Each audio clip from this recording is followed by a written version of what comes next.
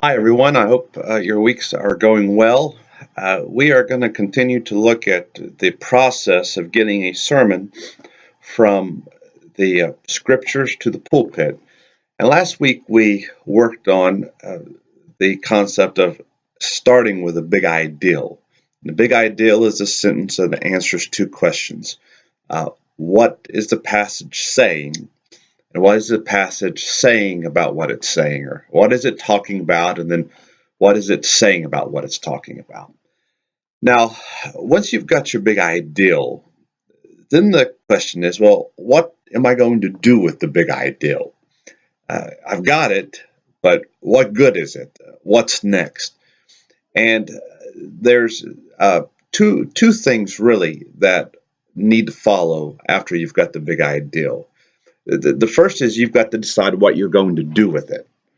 And according to Dr. Robinson, and this is in pages 77 through 87, if you bought the book, and that would be in the second, I think the second edition, and there are multiple editions, but 77 to 87 in the second edition.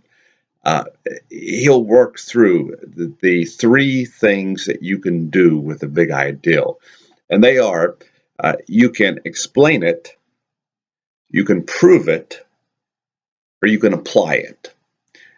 Those are really the only three things you can do with an ideal. You can ask, what does it mean? So you can explain it. You can ask, is it true? So you're proving it. Or you can ask, what difference does it make?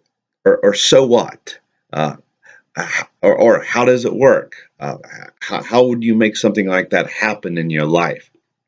Now, this is what Haddon Robinson calls a psychological outline, because his theory is this, that when people listen to you and I speak, they process what we're saying by asking questions.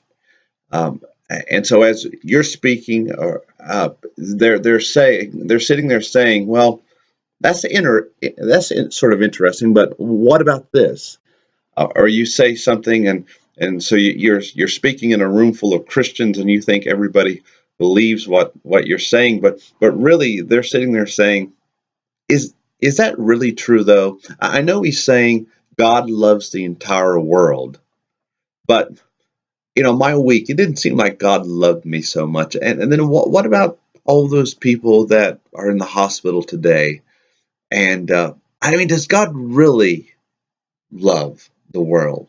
And so if you want to connect with people, according to Dr. Robinson, you have to be answering the questions that they have. And again, he would say they really only have three questions. What does that mean? Yeah, but is that true? Or what difference does it make? Or how does it work? Both of those are really questions that will lead to application. So you've got to decide what you're going to do with that passage. Now, if you're preaching a topical sermon, you get to decide whether you're going to explain or prove or apply. And so if you're going to preach a sermon Sunday and your big ideal is marriage built on scriptural principles will last a lifetime. That's your big ideal. Marriage built on scriptural principles will last a lifetime. You get to decide how you're going to develop that ideal. And you might say, well, if I say marriage built on scriptural principles lasts a lifetime, will I explain that and ask, what does that mean? Will I sort of try to prove that and say, this is true and this is how you know it's true? Or will I apply that and say, how does that work? How does that happen? And I think if I was preaching that big ideal, I would spend most of my time proving it. I would say marriages built on scriptural principles last a lifetime, and now I want to tell you why that's true. And my points would come out of that question. If you were preaching a topical sermon, which might be the second coming of Christ could come anytime, and so that's your big ideal. The second coming of Christ could come anytime. Again, you would get to decide whether you're going to explain it and say, what does that mean? Or you could prove it by asking, is it true? Or you could apply it and ask, well, what difference does it make if you believe the second coming is going to come at any time, or how does that work? Now, I think you could go a couple routes with that. You might ask, is it true? Is it true the second coming could come at any time? And that would be the basis of your sermon. Or you could apply it and say, the second coming could come at any time. So what difference should that make in how you and I live our lives? And here are 3 or 4 things you ought to be doing if you believe the second coming could happen at any moment. However, when you're preaching a Bible passage, when you're preaching an exegetical sermon, really, you've got to go to that Bible passage and say, what is the biblical writer doing here? Is the biblical writer explaining or proving or applying the overarching big ideal? And so you've got to go to that and look for hints and really meditate and see how the biblical writer is handling that. Now I should say this. Sometimes when you preach, your basic outline will be those 3 questions. That's possible. And that's not a bad way to preach. If you come to a passage and you put the big ideal out there, your first point might be, what does that mean? I've just said something, and so let me explain what I've just said, because I realize, I've used some big words, and let me explain what I mean. And then your second point might be, now, is that true? How is that true? How does that play out in our lives? How do we know that what I just said, what the Bible just said, is true? And then your third point might be, well, what difference does it make? Given what we've said, if you believe this, what difference will this make in your life, starting right now?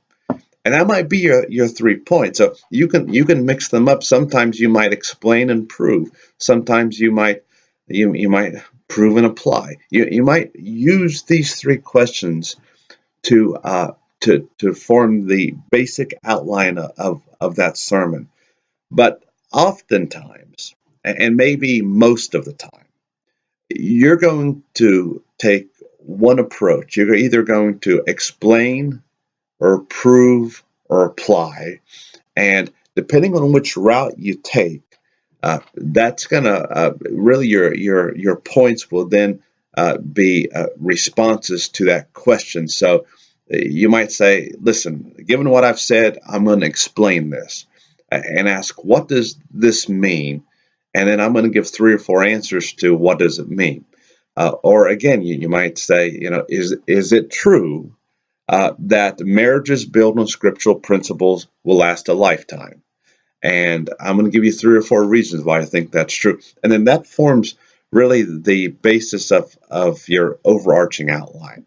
Let me look through this through the week 2 notes, and I want to take 3 of the passages and show you sort of how that works out. Let me take, first of all, Luke chapter 10, verse 38 through 42, which is on your 3rd page.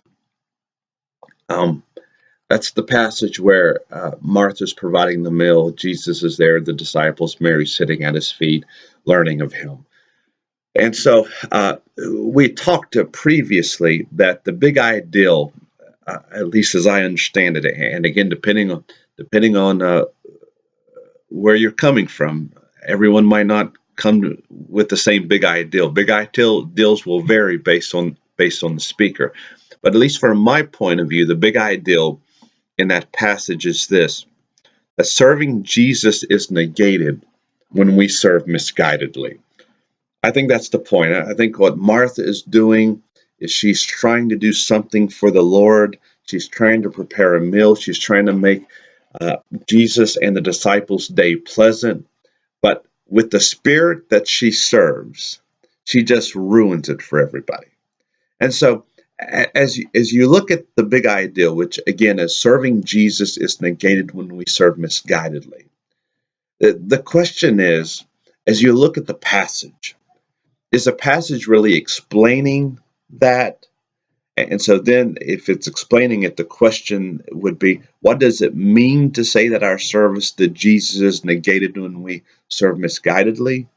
Or is the passage sort of, as you think about it, really proving that?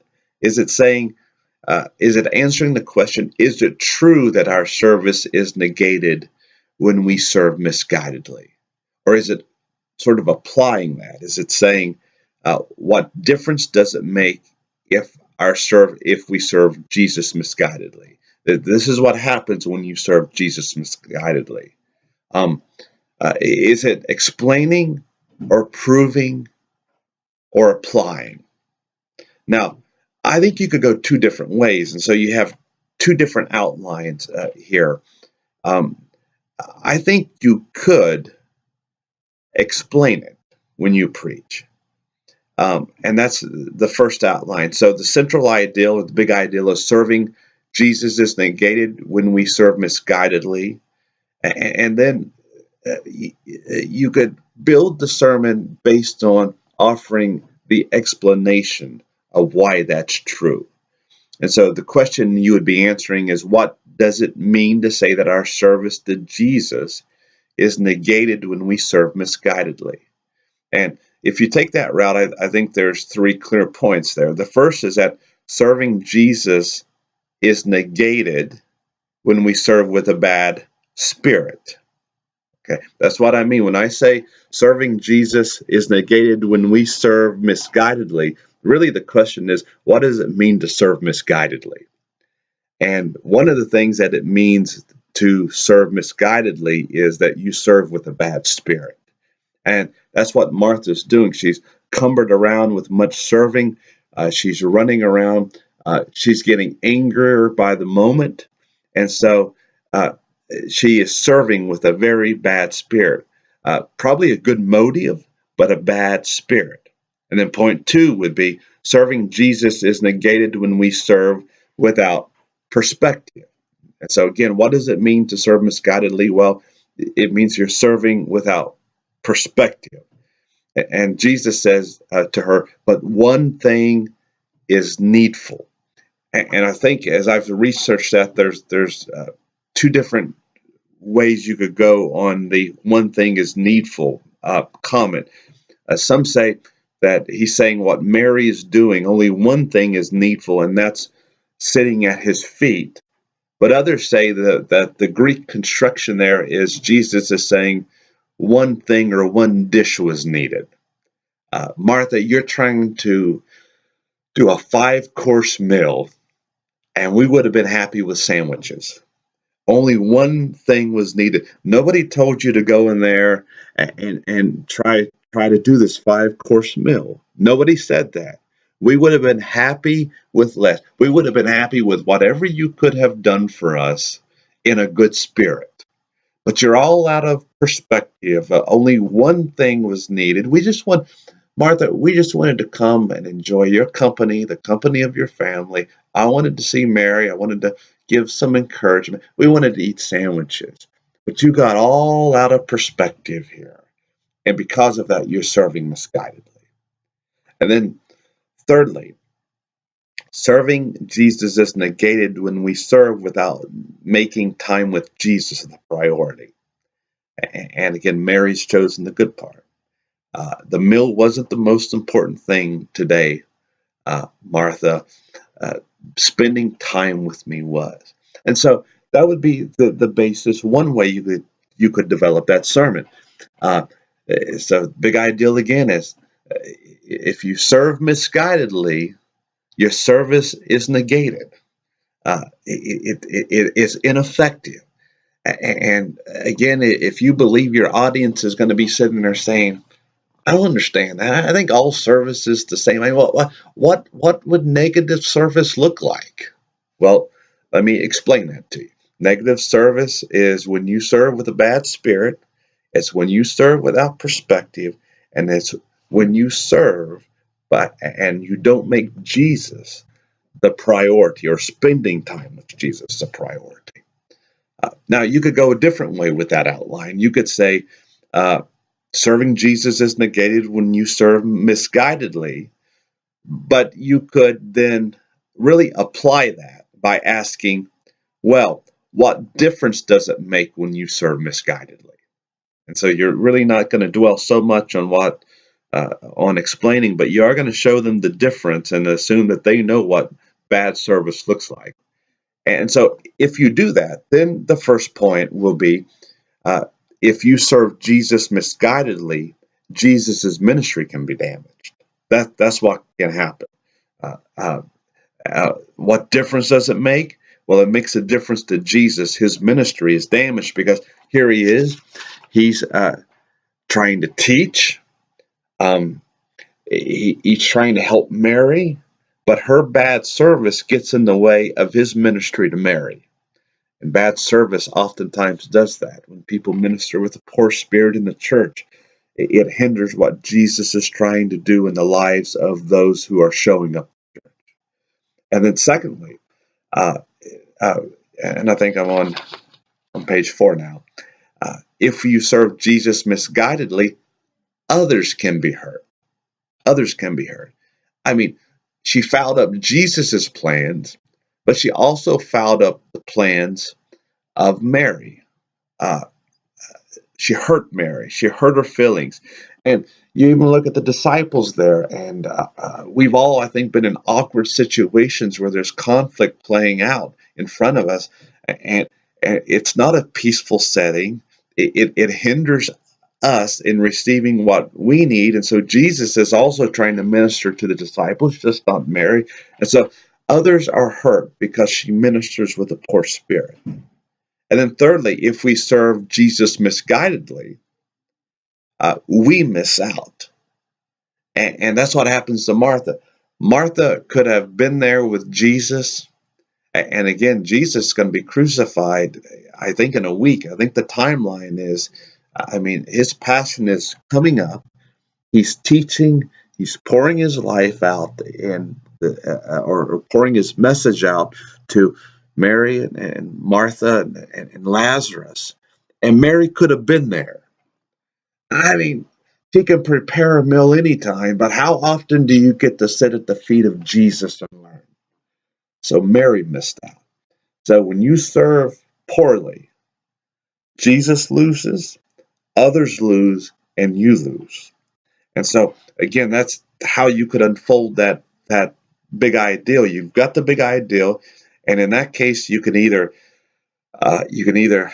explain it or you can apply it. Now, you could potentially do both, but again, I think Dr. Robinson said, and we'll discuss it maybe in one of the questions we have for discussion. He said most sermons don't work because the preacher tried to say too much.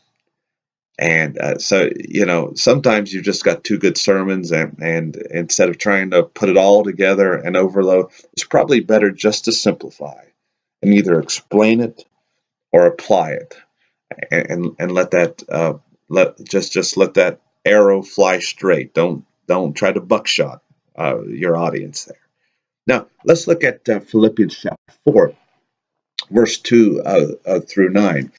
This is a passage where Euodia and Syntyche, who are two ladies in the church, let me find it here, are apparently arguing. There's a conflict. Paul doesn't define the conflict. I think he knows what it is, and I think he's assuming that the church knows what it is. But in verse 2 of Philippians chapter 4, it reads, I plead with Euodia and I plead with Syntyche to agree with each other in the Lord. Yes, and I ask you, loyal yokefellow, help these women who have contended at my side in the cause of the gospel, along with Clement and the rest of my fellow workers whose names are in the book of life. So, two ladies, there's a conflict.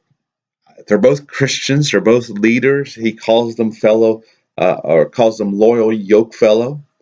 No, he says the people are loyal yoke fellow, but he says these women have contended at my side in the cause of the gospel. So these are women with spiritual credentials. They're in the church, but they're not getting along. And so he says, help these women get along. And so following that, I think, is his advice for them getting along. And then in verse 7, he says, if you'll do this, then the peace of God, which transcends all understanding, will guard your hearts and your minds in Christ. And then in verse 9, he says, and the peace of God will be with you. Here are two ladies. They're in the church. There's a conflict. He says, help these ladies. And then in verse 7 and 9, he says, and if you'll do this, the peace of God will be with you. And so the big ideal, it seems to me there, and again, opinions vary, but for me, the big ideal is reconciliation between Christians. I think that's what it's about. What's the passage about? It's about reconciliation between Christians.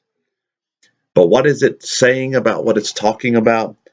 For me, it's saying that reconciliation between Christians is possible in spite of continued differences. It's interesting that when Paul writes here, he isn't trying to get them on the same page and saying this disagreement that you have. One of you believes in Sunday school, and one of you wants life groups. It's a modern day issue that seems to be facing a lot of churches. One of you is right, one of you is wrong. The person who wants life groups needs to leave it alone. Everybody needs to get behind Sunday school. He's not trying to work through the problem and say, now let's try to get you ladies on the same page. Seems to me what he's saying is, you two have a disagreement, and that disagreement might very well continue. But here's some things you can do in spite of your disagreement. All right? And so when you look at the passage, again, you can explain it. And if you explain it, you would ask, what does it mean to say that reconciliation between Christians is possible in spite of continued differences? What does that mean? But again, I don't know that that's what Paul's getting at personally. You can prove it, and you can say, by asking, is it true that reconciliation between Christians is possible in spite of continued differences? Or you can apply it, and you can say, what difference does it make for reconciliation to take place between Christians in spite of continued differences? What difference would it make? Or you can say, how? How does reconciliation between Christians work in spite of continued differences? And as I meditate on that, and then I look at verses 4 through 9, it seems to me that Paul's applying it. I think Paul is saying reconciliation between Christians is possible in spite of continued differences. And let me show you how. If you'll do what I'm going to tell you to do, if you'll apply what I'm about to tell you, then you can have reconciliation in spite of not always being on the same page on issues. So if you do that, then the question you're answering is, how does reconciliation between Christians work in spite of continued differences? And the first point for me would be, reconciliation between Christians is possible when we refuse to quit worshiping with each other. And I think that's verse 4 in the context, rejoice in the Lord always. And I know you got to do some work there, but I think rejoicing is almost synonymous with worship. And so he's saying, don't stop worshiping together. You've got conflict, you've got issues, that there are lines that are being drawn. You have two different visions for the church, but don't quit worshiping together. Come before the Lord together on the Sabbath. And then secondly, reconciliation between Christians is possible when we are gentle, remembering the Lord is watching and will ultimately judge the situation. So that's verse 5. Let your gentleness be known, the Lord is at hand. So be kind, be gentle, don't be rude, be sweet towards each other. You don't have to agree to be nice, be gentle. the Lord is watching, and the Lord is coming. He's going to judge this situation, but the Lord is watching. He's at hand. He's close enough to see, so be nice to each other. And number three, point three, reconciliation between Christians is possible when we pray with thanksgiving for each other. By prayer and supplication with thanksgiving, let your requests be made known to the Lord. Now, again, that's a general passage about prayer, but again, in the context, Paul, again, those first 2 or 3 verses saying, this is how it's going to happen, and if you'll do this, verse 7 and 9, and the peace of God will be with you. I think the specific context of the prayer is praying for each other. With prayer and supplication, make your request be made known, but continue to pray for each other. You're not agreeing, but you can pray for each other. And fourthly, reconciliation between Christians is possible when we refuse to rehearse the wrongs. It's a great passage there. Finally, brethren, whatsoever things are true, noble, right, pure, lovely, admirable, if anything is excellent or praiseworthy, think about these things. Quit rehearsing the problems. Quit rehearsing. Think about what's good about them. Think about what's working. Don't think about the conflict, but think about why that person really is a good person. Quit rehearsing what you perceive as wrongs. Start talking about what's right in the world. And so I think those are your 4 points. Big ideal, again, reconciliation between Christians is possible in spite of continued differences. And how does reconciliation between Christians work in spite of continued differences? And so I think that's those would be the four points that come directly from that passage. Let me look at the one more short one, Romans chapter 4, verse 5, which is a great passage. I love to preach this passage. It's an easy one to preach, but man, it gets to the heart of the gospel very quickly. For me, the big ideal, and let me just read this verse to you, verse 5. However, to the man who does not work, but trusts God who justifies the wicked, his faith is credited as righteousness. To the man who does not work, but trusts God who justifies the ungodly, his faith is counted as righteousness. For me, the big ideal is that God justifies undeserving people. Question A, what's the text about? It's about justification. It's about God justifying. And you even have the word justification there. The God who justifies. But then again, what's it saying about justification? What's it saying about God's justifying of people? And it seems to me that it's saying that God justifies undeserving people. He justifies those who do not work. To the man who does not work, that's one of the characteristics. He justifies the wicked. And he justifies those who simply put faith in him. And that's credited as righteousness. So God justifies undeserving people. Again, you can explain that. You can say, what does it mean to say that God justifies undeserving people? You can prove it and say, is it true that God justifies undeserving people? Or you can apply it by asking one of 2 questions. What difference does it make that God justifies undeserving people? Or how does God justify undeserving people? When I look at the passage, I don't see it as application. I really don't see Paul saying, here's how, because he's not focused on the cross and the sacrifice that Jesus paid. I don't see it as a how passage. I also don't see it as a proof passage. I don't see Paul coming here and saying, is it true that God justifies undeserving people? And how do you know that? But I think he is explaining. He's saying, what does it mean that God justifies undeserving people? I mean, again, who are the undeserving? What does it mean to say that a person is undeserving? So, again, I think the outline will come out of that question. So, again, central ideal, God justifies undeserving people. Question to answer, it's an explanation question. What does it mean to say that God justifies undeserving people? And then the points.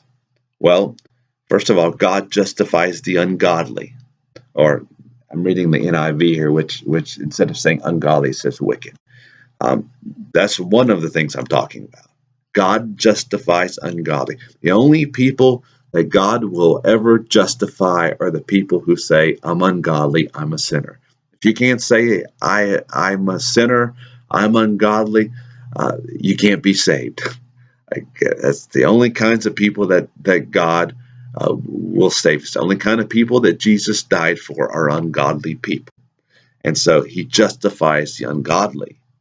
But he also, number two, justifies those who do not work for their salvation. And they're undeserving. They haven't worked for it.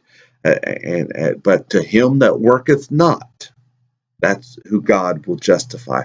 If you come with your works, if you come saying, I think I can earn my way to heaven, you're not going to get saved. But if you come and say, I'm undeserving and I have nothing to bring, there's nothing that I have done that deserves the blood of Christ, that's another characteristic of the ungodly that gets justified. And then number three, God justifies those who will simply put faith in Jesus Christ. But to him who believeth on him, but believeth on him. That's the passage. Let me see. Let me make sure I get it right. However, to the man who does not work but trusts God or believes on God, who justifies the wicked, his faith is credited as righteousness. If you believe, your faith is credited as righteousness. It doesn't mean you deserve, it simply means you come with faith. So again, God justifies undeserving people. What does that mean? Well, he justifies, first of all, ungodly people. He justifies people who have not worked, and he justifies those who put faith in him. And so that's sort of how that passage comes out. I think if you'll do this, your sermon will fly like an arrow. And that's what we're trying to get. We're trying to get a sermon that has momentum, that flows, that's covering the passage, that's staying on the question of the hour and not going from here or there. But it is a sermon with a single train of thought that drives through that passage and really unfolds it before the people. At the end of your